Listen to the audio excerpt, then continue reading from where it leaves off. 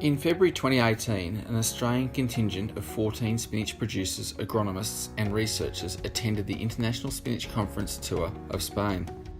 The touring party visited spinach producers, production facilities, spinach breeder trials and culminated in a day of intensive research and spinach production presentations at the International Spinach Conference in Murcia, Spain. This brief video captures the most significant observations and findings for distribution to the Australian spinach industry. The tour was facilitated by Ag-Hort Proprietary Limited and jointly led by Andrew Bulmer and Stuart Grigg, directors of Ag-Hort, the East Gippsland Vegetable Innovation Days.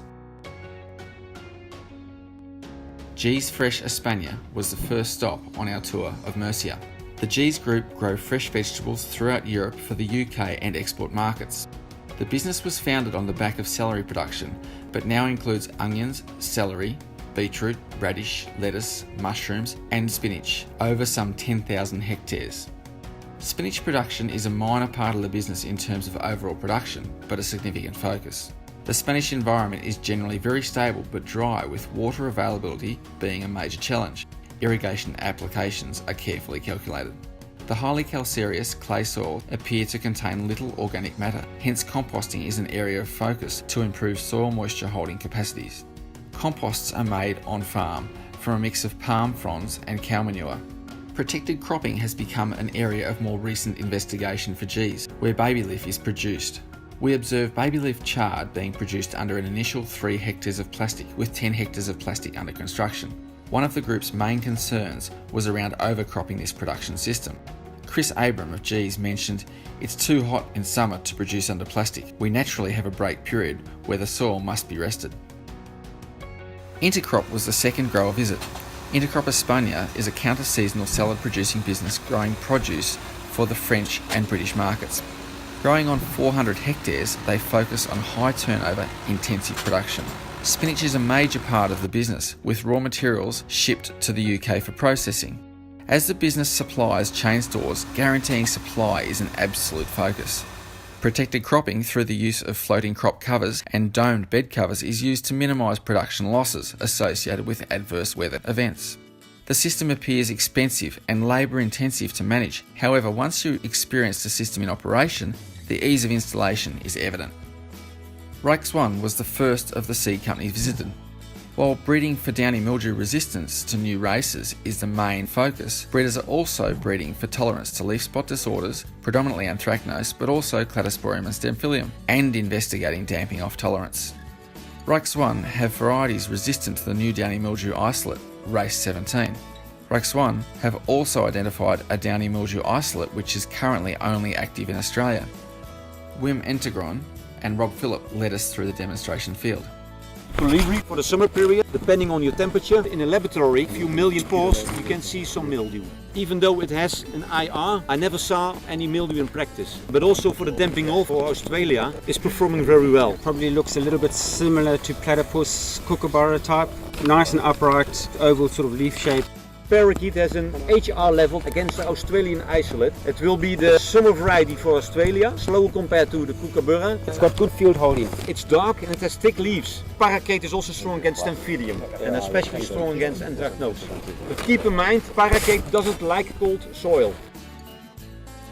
The International Spinach Conference was attended on day 3 of the tour. Participants listened to 31 15-minute presentations from some of the world's leading spinach researchers. There was a major focus on downy mildew, including spinach breeding for resistance, genetics, and understanding the pathogen. Other topics covered included organic spinach production, spinach seed production, soil-borne spinach diseases, and other pathogens of spinach leaves. Most of the presentations can be found on the Spinach portal. Of particular interest was a presentation from Texas A&M's Dr. Larry Stein on white rust. Back in 1917, there was a 4-acre test trial planting of spinach in Texas, and it did extremely well. So 1930s and 40s, we were up to 40,000 acres of spinach. And then white rust became a major production problem. So here are symptoms of white rust. You have a plant, it shows these yellowish lesions, and when you turn those lesions on in an extensive state, here is what it looks like on the back of the leaf. And in really extensive states, the whole plant gets weakened and the whole plant will eventually collapse. And so this was a major problem for us back in the 60s.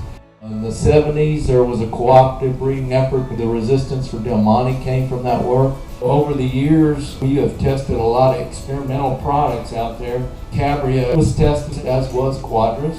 And both of those two today are standards of the white rust fungicide program. I will suggest 100% of the conventional fields in the Texas winter garden use an in-furrow application of Ridamil Gold at planting. We start to spray when we have 12-hour leaf wetness period, occurs after the 4-leaf stage. We think we're getting about 21 to 30 days out of the Ridamil. And then if we have conditions favorable to the fungus development, then we need to be making our applications. Emmet are another of the British businesses producing counter-seasonal spinach crops in Spain for the British market. This business is very cost-focused, does not own any land, keeps soil preparation to a minimum, and is the only business the group has ever seen growing spinach on flat ground, with only wheel tracks for sprayer operation. The production system uses minimal fertilisers with restrictions on nutrition runoff into the local coastal region. The business produces spinach, kale and leeks, double cropping all spinach ground with spinach annually. Seeding is performed using a modified broadacre air seeder, with spinach harvested into 3-tonne bulk bins in as little as 20 minutes. Bulk bins are moved to the factory on site, where 6 to 8 staff decant the bulk bins, packing into crates with the use of shaker belts, air bridges, automatic weighheads and robotics.